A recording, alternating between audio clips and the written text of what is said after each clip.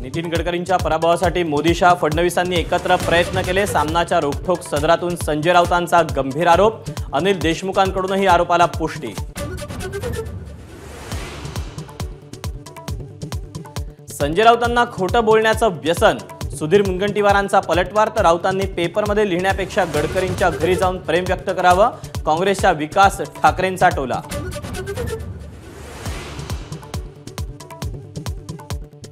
अजित पवारांचे उमेदवार पाडण्यासाठी एकनाथ शिंदेंच्या यंत्रणेकडून प्रयत्न। सामनातून संजय राऊतांचा दावा।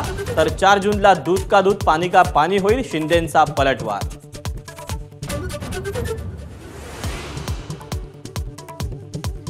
भिवंडी लोकसभेच्या निवडणुकीनंतर भाजपमधला अंतर्गत वाद चव्हाट्यावर। किसन कथोरेंनी विरोधी उमेदवाराला मदत केली, कपिल पाटलांचा आरोप। कथोरेंनी आरोप फेटाळले। नियमबाह्य कामं न केल्यानं मंत्र्यांकडून निलंबन। पुणे महापालिकेचे आरोग्य अधिकारी भगवान पवारांचं मुख्यमंत्री शिंदेंना पत्र।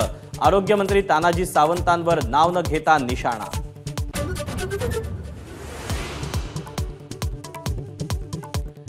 भ्रष्टाचाराच्या खेकड्यानं अधिकाऱ्यांनाही नांग्या मारल्या। रोहित पवारांचा तानाजी सावंतांवर निशाणा। तर अधिकाऱ्यांनाच नियमबाह्य कामं केल्याचा संजय शिरसाट यांचा दावा। राज्यातल्या 18 जिल्ह्यांमध्ये तापमान 40 अंशांपेक्षा जास्त।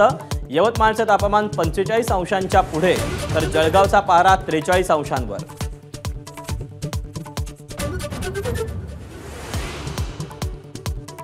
वाढत्या तापमानामुळे जळगावात 3 जूनपर्यंत जमावबंदी। तर अकोल्यात 31 मे पर्यंत कलम 144 लागू।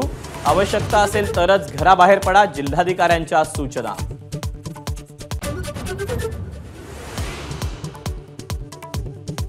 पुणे रॅश ड्रायव्हिंग प्रकरणात पोर्शे कार फिरलेल्या मार्गावरच्या 100 सीसीटीव्हीचं फुटेज पोलिसांच्या हाती।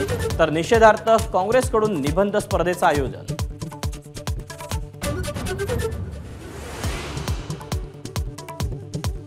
नाशिकातल्या प्रसिद्ध सुराणा ज्वेलर्सवर आयकरची धाड।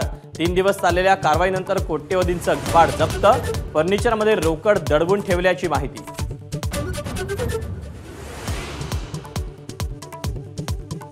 मुख्यमंत्री एकनाथ शिंदेंकडून वडाळा चुनाभट्टीसह बीकेसीत नालेसफाईची पाहणी। नालेसफाईचं काम युद्धपातळीवर सुरू। नागरिकांनी सहकार्य करण्याचं आवाहन। राज्यातल्या अनेक भागात दुष्काळाचं संकट गहिरं। मराठवाड्यात पिण्याच्या पाण्यासाठी वणवण। तर धुळ्यात 8 ते 9 दिवसांनी पाणी पुरवठा। नागरिकांचे अतोनात हाल। जळगाव जिल्ह्यात रावेर आणि जामनेर तालुक्यात रात्रीच्या सुमारास अवकाळी पावसासह वादळाचा तडाखा। तर वादळी वाऱ्यामुळे केळीची बाग जमीनदोस्त।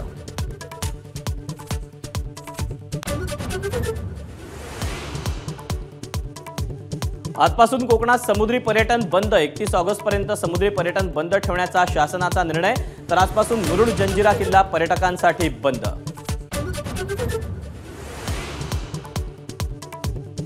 बंगाल उपसागरात रेमल चक्रीवादळ धडकण्याचा अंदाज। मान्सूनच्या वेळापत्रकावर परिणाम होण्याची शक्यता।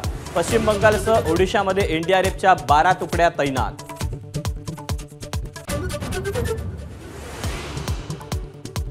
दिल्लीतील विवेक विहार परिसरातील लहान मुलांच्या हॉस्पिटलमध्ये भीषण आग। 7 चिमुकले दगावले।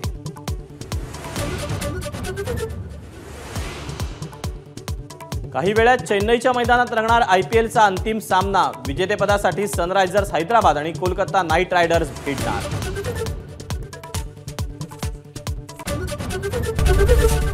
एबीपी माझा, उघडा डोळे बघा नीट।